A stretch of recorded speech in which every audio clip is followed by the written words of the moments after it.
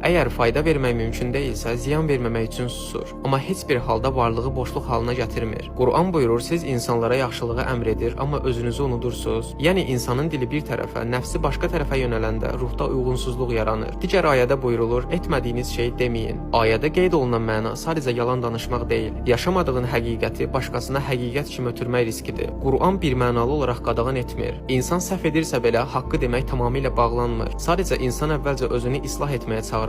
Əllamə Təbətəbai Əl-Mizan təfsirində qeyd edirdi ki, insanın sözünün təsiri onun daxili halından doğur. Yəni eyni söz iki nəfərdən çıxanda eyni təsir yaratmır. Birində nur olur, digərində sadəcə məlumat qalır. Ayətullah Behçət ağa haqqında nəql olunur ki, insanlara çox qısa danışar, amma deyilən sözün məsuliyyətini çox böyük görərdi. Yəni insan öz içində görmədiyini başqasına deyəndə sözün bərəkəti azalır və insan özü də ruhan zəifləyir. Xülasə, insan başqasının səhvini görməkdə sürətlidirsə, özünü görməkdə kör qalır. Ayətullah Həsənzadə Amili izah edirdi ki, insanın dili ilə əməli arasındakı məsafə artdıqca daxili vahidlik pozulur. O zaman insan ya özünü haqlı çıxarmağa başlayır, ya da başqalarını sərt şəkildə mühakimə etməyə. Əgər insan özü ilə mübarizədə zəifdirsə, ən azı səmimi etirafla danışmalıdır. Əgər insan bir günahı edir və onu normal sayırsa, sonra başqasını qınayırsa, bu daxili ziddiyyətdir. Amma insan özü mübarizə aparır, zəiflik yaşayır, yenə də doğruya çağırırsa, bu artıq tövbə içindən nəsihətdir. Həzrəti Əli əleyhissalam buyurur ki, insan başqasına dediyi sözün ilk dinləyicisi özüdür. Yəni söz əvvəl sahibini islah etməlidir.